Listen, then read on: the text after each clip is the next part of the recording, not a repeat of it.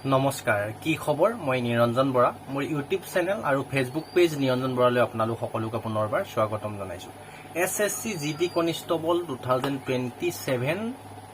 ভেকেঞ্চিৰ কাৰণে online apply date আহি গ'ল।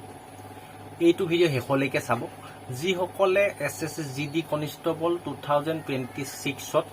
কম নম্বৰ পালে, মানে একেবাৰে 40ৰ তলত পালে, 40 মাৰ্কতকৈ তলত যিসকলে পালে তেওঁলোকৰ একো কাম নহ'ব যদি ভেকেঞ্চি নেবাঢ়ে। ইমানখিনিয়ে যদি পোষ্ট থাকে,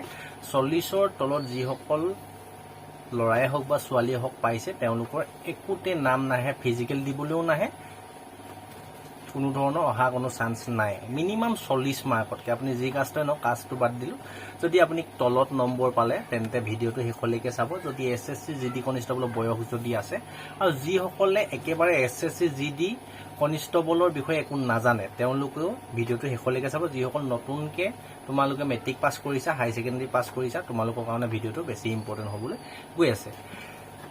অলৰেডি ssc.gov.in অফিচিয়েল ৱেবছাইটত SSC GD কনিষ্টবল 2027ৰ টেণ্টেটিভ কেলেণ্ডাৰত উল্লেখ আছে যে ছেপ্টেম্বৰ অক্টোবৰ মাহত SSC GD কনিষ্টবল 2027ৰ কাৰণে অনলাইন এপ্লাই চলিব। গোটেইখিনি কথা বুজাই দিম। আৰু SSC GD কনিষ্টবল কি, যিসকলেতো জানে, যিসকলে নাজানে তেওঁলোকে গোটেই খৰচি মাৰি কথাখিনি জানিবা। বয়স, কোৱালিফিকেশ্যন, চিলেকশ্যন প্ৰচেছ আৰু কি লাগে, ইয়াত ক্ৰাইটেৰিয়া কি হয়, কেনেদৰে SSC GD কনিষ্টবল যিটো BSF, CISF, ITBP, Assam rifle, SSB, NIA, SSF, CRPFকে ধৰি যিখিনি GD যিখিনি মানে জেনেৰেল ডিউটি যিখিনি পোষ্ট থাকে, সেইখিনি পোষ্ট SSC GD কনিষ্টবল নামেৰে এক্সামিনেশ্যন প্ৰতি বছৰে পাতি থাকে। আপোনালোকে তাত চাকৰি যদি ল'ব বিচাৰে তেন্তে ভিডিঅ'টো শেষলৈকে চাব। যিসকলে একেবাৰে নাজানে তেওঁলোকৰ কাৰণে কৈছোঁ। তাৰ আগতে যিসকলে মোৰ ইউটিউবতে হওক বা ফেচবুকতে হওক ভিডিঅ' চাই থাকে, কিন্তু ইউটিউব চেনেলটো ছাবস্ক্ৰাইব কৰি ৰখা নাই, বা ফেচবুকত ভিডিঅ' চাই আছে, ফেচবুক পেজটো ফ'ল' কৰি ৰখা নাই, প্লিজ ছাবস্ক্ৰাইব ফ'ল' কৰি ৰাখিব। এনেধৰণৰ চাকৰি ৰিলেটেড, বিশেষকৈ ডিফেন্সত যোৱাৰ যদি ইচ্ছা আছে, পুলিচতে হওক, SSC হওক, আৰ্মি, নেভি, এয়াৰফ'ৰ্চ, য'তে নহওক, চেনেলটো ছাবস্ক্ৰাইব কৰি বেল আইকনটো প্ৰেছ কৰি অল কৰি ৰাখিবা। মই যিহেতু ৰেগুলাৰ চাকৰি আপডেটসমূহ দি থাকোঁ, কেতিয়া এপ্লাই হৈছে, কেতিয়া এডমিট কাৰ্ড আহিব, কেতিয়া এক্সাম হ'ব, কেতিয়া ৰানিং হ'ব, চব দি থকা হয় মোৰ ইউটিউব চেনেলটোতে। ফেচবুক পেজটো হ'লে ফ'ল' কৰি ৰাখিবা, আৰু ইউটিউব চেনেল যদি হয় ছাবস্ক্ৰাইব কৰিবলৈ নাপাৰিবা। আৰু ভিডিঅ'টো অকণমান লগৰ বন্ধু বান্ধৱীলৈ শ্বেয়াৰ কৰি দিবা। এতিয়া বেছি বেলেগ কথা কৈ দীঘলীয়া কৰি নাথাকোঁ, এতিয়া মূল কথালৈ আহোঁ। প্ৰথমতে কৈছোঁ, SSC GD কনিষ্টবল হৈছে আমাৰ ইণ্ডিয়াৰ যিখিনি পাৰামিলিটাৰী ফ'ৰ্চ আছে, BSF, CISF, CRPF, ITBP, NIA, SSB আৰু আছাম ৰাইফলকে ধৰি গোটেইখিনি ফ'ৰ্চৰ মানে যিখিনি GD জেনেৰেল ডিউটি পোষ্টখিনি SSCয়ে এক্সাম কণ্ডাক্ট কৰে। প্ৰথমতে CBT কম্পিউটাৰ বেছড টেষ্ট হ'ব, মানে এক্সাম হ'ব, 160 মাৰ্কৰ এক্সাম হ'ব। প্ৰথমতে এক্সাম দিব লাগিব। তাৰপিছত পোষ্ট ৱাইজ মিনিমাম যদি 25,000 অল ইণ্ডিয়াত পোষ্ট ওলায়, আমাৰ অসমৰ কাৰণে 2500-3000 পোষ্ট থাকেই। তাৰ মিনিমাম 7টা বা 8টামান কেণ্ডিডেটকে ৰানিং কৰা বোলে পাছ কৰায়। পোষ্টৰ এগেইনষ্টত 3000 থাকে, 3×7=21,000 ল'ৰা ছোৱালী মাতিব আমাৰ অসমৰ পৰা দৌৰ মাৰিবলৈ। তাৰপিছত আকৌ ৰানিং দি অহাৰ পিছতে আকৌ মেডিকেললৈ 2টা বা 3টাকে মাতিব। তাত 3000 পোষ্টত 3টাকে যদি মেডিকেল ডকুমেণ্ট ভেৰিফিকেশ্যন কৰিবলৈ মাতে তেন্তে 9000 ল'ৰা ছোৱালী মাতে। আৰু ফাইনেল পোষ্ট যিহেতু 3000 থাকে বা 4000 থাকে, সেই 4000টা ল'ৰাই চাকৰি হয়। এই ক্ষেত্ৰত কি কৰিব লাগিব, এক্সামত তোমালোকে ভাল এটা নম্বৰ স্ক'ৰ কৰিব লাগিব। এক্সামটোৱে মেইন SSC GD কনিষ্টবলৰ। এক্সামটোত আহিব ৰিজনিং, মেথছ,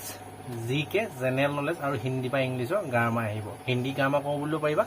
ইংলিছৰ গ্ৰামাৰ কৰোঁ বুলিও পাৰিবা। 4টা পাৰ্ট আহিব, গোটেইকেইটাতে 20-20কে মাৰ্ক আহিব, 20টা কুৱেশ্যন আহিব। টোটেল 80টা কুৱেশ্যন হ'ব, এটা কুৱেশ্যনত 2 মাৰ্ককে থাকিব। টোটেল 160 মাৰ্কৰ এক্সাম হ'ব। আৰু এক্সামত যদি ভাল মিনিমাম 50% যদি তুমি মাৰ্ক পোৱা, যিকোনো এটা পোষ্টত চাকৰি পাবলৈ সক্ষম হ'বাই। মানে 50% মাৰ্ক পালে তুমি যদি প্ৰথম যিটো ভাল লাগে, আছাম ৰাইফল ভাল লাগে, BSF, CISF, CRPF যিয়ে ভাল লাগে, প্ৰথম বিচৰা পোষ্টটো এপ্লাই কৰোঁতে প্ৰিফাৰেঞ্চ দিয়া পোষ্টটো যদি পাব বিচাৰা, এক্সামত তোমালোকে ভাল এটা মিনিমাম 100+ স্ক'ৰ কৰিবলৈ চেষ্টা কৰিবা। তেতিয়াহে তোমাৰ মন পচন্দৰ পোষ্টটো পাবলৈ সক্ষম হ'ব। এক্সামটোৰ বিষয়ে কৈ দিলে। এতিয়া প্ৰথমতে হ'ল কোৱালিফিকেশ্যন কিমান লাগে। এইখিনি পোষ্টত কোনো ধৰণৰ এক্সট্ৰা একো কোৱালিফিকেশ্যন নালাগে। জাষ্ট চিম্পুল যদি মেট্ৰিক পাছ কৰিছা, 10th যদি পাছ কৰিছা তেন্তে এপ্লাই কৰিব পাৰিব, ল'ৰা হওক ছোৱালী হওক। কিন্তু কোনো ধৰণৰ পাৰ্চেণ্টেজৰ প্ৰয়োজন নাই। জাষ্ট মেট্ৰিক পাছ কৰিলে SSC GD কনিষ্টবল এপ্লাই কৰি BSF, CISF, CRPF, Assam rifle, SSB, CRPFকে ধৰি ITBPকে ধৰি যিটো বন্দুক লোৱা জেনেৰেল ডিউটি পোষ্ট থাকে তাত তোমালোকে চাকৰি ল'ব পাৰিবা কোৱালিফিকেশ্যন সেইটোৱে ইয়াতে কিন্তু হাইট চেষ্টৰ কথা আছে আমাৰ অসমৰ যদি ল'ৰা হয় যদি তুমি জেনেৰেল কাষ্টৰ ল'ৰা হয় OBC ল'ৰা হয় SC ল'ৰা হয় আৰু EWSৰ যদি আমাৰ অসমৰ ল'ৰা হয় তেতিয়াহ'লে হাইট থাকিব লাগিব মিনিমাম 165 সেন্টিমিটাৰ হাইট থাকিবই লাগিব তাতকে যদি 1 সেন্টিমিটাৰ কম থাকে কিন্তু তোমালোকে হাইটত ফেইল কৰিবা ফিজিক্যাল পাছ নকৰিবা তেতিয়াহ'লে SSC GD কনষ্টেবলত এপ্লাই কৰি লাভে নাই যাৰ মুৱামুইকে আছে তুমি কৰি চাব পাৰা তোমাৰ ভাগ্য ভাল লাগিলে পুৰা 165 থাকিলেও হৈ যাব পাছ কৰি যাব পাৰা আৰু যিসকল জেনেৰেল OBC EWS আৰু SC ছোৱালী হয় তেওঁলোকৰ হাইটটো লাগিব 155 সেন্টিমিটাৰ হাইট লাগিব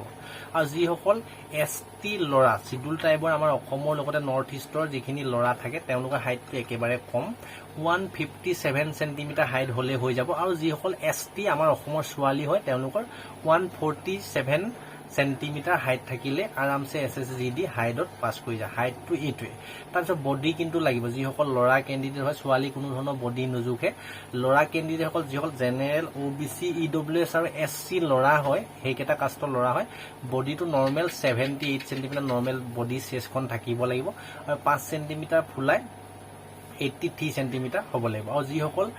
ST ল'ৰা হয় তেওঁলোকৰ 76 সেন্টিমিটাৰ নৰ্মেল বডিখন থাকিলেও হৈ যাব 5 সেন্টিমিটাৰ ফুলাই 81 সেন্টিমিটাৰ হ'ব লাগিব আৰু ছোৱালী কোনো ধৰণৰ চেষ্ট নোজোখে আৰু ওয়েটটো তোমাৰ হাইট আৰু এজ লগত মিলি ওয়েটটো থাকিব লাগিব মেডিকেলি যিবাতে কোৱালিফাই কৰে তেনেকৈ এইটো ওয়েটটো মানে থাকিব লাগিব তেতিয়া তুমি মেডিকেলত কোৱালিফাই কৰিব পাৰিবা ফিজিক্যাল সময়ত ইমান প্ৰব্লেম নাই কিন্তু মেডিকেলত পাছ কৰিবলৈ হাইট এজ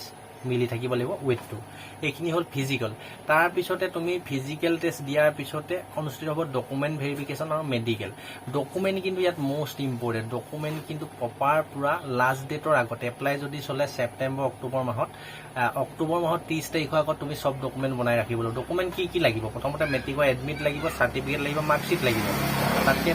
হাই কোৱালিফিকেশ্যন হাই সেকেন্ডাৰী দিও বুলিও পাৰিবা তুমি গ্ৰেজুৱেশ্যনত দিও বুলিও পাৰিবা নিদিলেও কোনো কথা নাই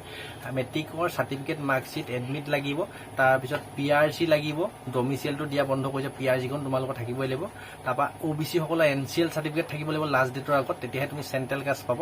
আৰু SC ST EWS ৰ চেন্ট্ৰেল ফৰ্মেটত কাষ্টৰ সাৰ্টিফিকেটখন লাগিব অফিচিয়েল এডভাৰটাইজমেন্ট যেতিয়া আহে তাতে অফিচিয়েল নটিফিকেশনৰ এটা ফৰ্মেট দিয়া থাকে সেই ফৰ্মেটটো তোমাৰ ষ্টেটৰ যিখন কাষ্টৰ সাৰ্টিফিকেট থাকিব সেইখন দেখুৱাই তোমালোকে সাইন কৰি লৈ গ'লে হ'ল কোনো প্ৰব্লেম নাই আৰু বেলেগকে চেন্ট্ৰেল কাষ্ট বনাব নালাগে যিসকল OBC কিন্তু তেওঁলোকে প্ৰথমতে ইনকম সাৰ্টিফিকেট বনাব লাগিব 1 বছৰৰ ভিতৰত তাৰপিছত 1 বছৰৰ ভিতৰতে ইনকমখন এপ্লাই কৰা এমাহমান লগালক আকৌ NCL এপ্লাই কৰিব পাৰিবা NCL খন 1 বছৰৰ ভিতৰত থাকিলেহে তুমি চেন্ট্ৰেল ফৰ্মেটৰ OBC কাষ্টখন বনাব পাৰিবা এইখিনি ডকুমেন্ট ক্লিয়াৰ কৰি ৰাখিব লাগিব আৰু লগতে আমাৰ অসমৰ কাৰণে হাইট আৰু চেষ্টৰ ইলেকশ্যন এখন এনেক্সাৰ থাকে এখন যেতিয়া অফিচিয়েল নটিফিকেশন আহে তাতে এনেক্সাৰ ফৰ্মেটটো দি থোৱা থাকে সেইটো ফ্লাপ কৰি জাস্ট মেজিষ্ট্ৰেটৰ থাকে তহচিলদাৰ থাকে যাৰ সাইন থাকে সেইটো সাইন কৰি লৈ গ'লে হৈ যাব যেটো অল ইণ্ডিয়াৰ কাৰণে হাইট বেছি লাগে কিন্তু আমাৰ অসমৰ যেটো হাইট চেষ্টৰ ইলেকশ্যন আছে আমাৰ অসমৰ চাপৰ ল'ৰা ছোৱালী যেটো লয় তাৰ কাৰণে হাইট চেষ্টৰ ইলেকশ্যন এনেক্সাৰখন নিব লাগিব এইকেইটাই ডকুমেন্ট মোস্ট ইম্পৰ্টেন্ট আৰু তোমালোকৰ নেক্সট হ'ব ডকুমেন্ট ভেৰিফিকেশ্যনৰ পিছতে মেডিকেলটো পুৰা ভাল হ'ব দাঁত কাণ নাক প্ৰাইভেট পাৰ্ট আৰু প্ৰেছাৰ ইউৰিন এইবিলাক পুৰা মেডিকেলি তুমি চেক কৰি যাব লাগিব আগতে চেক নকৰিলেও হৈ যাব যদি তোমাৰ কোনো প্ৰব্লেম নাথাকে বিপিত ব্লাড প্ৰেছাৰত বহুত ফেল কৰে এইবিলাক তুমি আৰু নকনি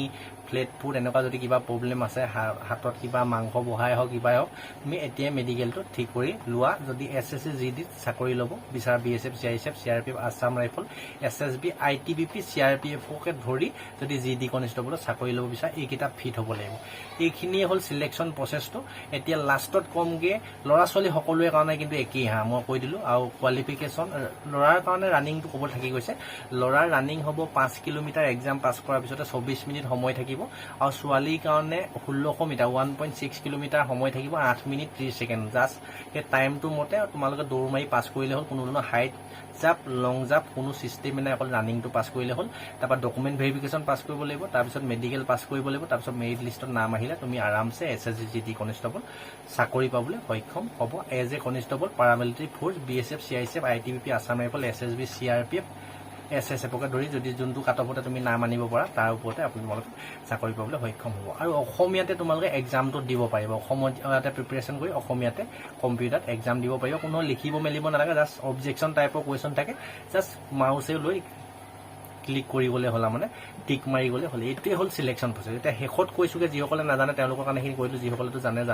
আৰু যিসকলৰ 2026ত কম নম্বৰ পালে তেওঁলোকৰ কাৰণে ভালকৈ প্ৰিপেৰেশ্যন কৰি দিয়ক এক্সামৰ কাৰণে এতিয়াৰ পৰা প্ৰিপেৰেশ্যন কৰা যদি এইমতে মই কোৱা মতে হাইট চেষ্ট মেডিকেল কোনো যদি প্ৰব্লেম নাই সৰু সুৰা প্ৰব্লেম আছে যদি ঠিক কৰি লোৱা যিসকল নতুন ল'ৰা ছোৱালী আৰু যাৰ ডিফেন্সত যোৱাৰ ইচ্ছা আছে আজিকালি আটাইতকৈ বেষ্ট ভৰ্তি হ'ল SSC GD কনষ্টেবলত চাকৰি ল'ব পাৰিলে তোমাৰ লাইফ ছেটেল হৈ যাব বিন্দাছ ভাল পইচাও ইনকাম কৰিব পাৰিবা তোমাৰ দেশ সেৱাটো হৈ যাব এতিয়া শেষত কৈছোঁগৈ এপ্লাই ডেট চাওক sscgd.gov.in SSC অফিচিয়েল ৱেবছাইটত টেণ্টেটিভ কেলেণ্ডাৰত উল্লেখ আছিলে ছেপ্টেম্বৰ অক্টোবৰ মাহত 2026 অনলাইন এপ্লাই চলিব SSC GD কনষ্টেবল 2027 কাৰণে কিন্তু মোৰ ফালৰ পৰা যদি কওঁ এতিয়া যেহেতু SSC GD কনষ্টেবল 2026 ফিজিকেল লিষ্টেজ যেহেতু অহা নাই তোমালোকৰ এপ্লাইটো চলিব নৱেম্বৰ ডিচেম্বৰ মাহত 100% চলিবই আৰু এক্সামটো ফেব্ৰুৱাৰী মাৰ্চৰ ভিতৰত হ'বই ফেব্ৰুৱাৰী লাষ্টৰ ফালে মাৰ্চৰ প্ৰথমতে এক্সাম হ'বই SSC GD কনষ্টেবল 2027 কাৰণে এপ্লাই ডেটটো কৈ দিলোঁ যে তোমালোকে এতিয়াৰ পৰা এই ডকুমেণ্টখিনি আৰু প্ৰব্লেম যিখিনি আছে সেইখিনি ঠিক কৰি লোৱা আৰু এক্সামৰ কাৰণে এতিয়াৰ পৰা প্ৰিপেৰেশ্যন কৰি থাকিব লাগিব তেতিয়াহে SSC GD কনষ্টেবল 2027 চাকৰি পাবলৈ সক্ষম হ'বা গোটেইখিনি কথা বুজাই দিলোঁ আৰু যিসকলে এতিয়া পাছ কৰি আছে এনচাৰ কিট ভাল এটা নম্বৰ আহি আছে তেওঁলোকে ফিজিকেলটো প্ৰিপেৰেশ্যন কৰি থাকক আৰু লগতে ডকুমেণ্ট ৰেডি কৰি ৰাখক আৰু লগতে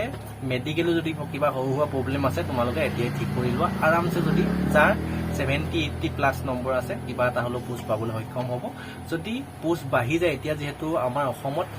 3166টা ল'ৰা আছে 271টা ছোৱালী পোষ্ট আছে যদি গৈ এইখিনি পোষ্টৰ সংখ্যা যদি 5000 মান হয়গৈ বা 4500 যদি পোষ্ট বাঢ়ি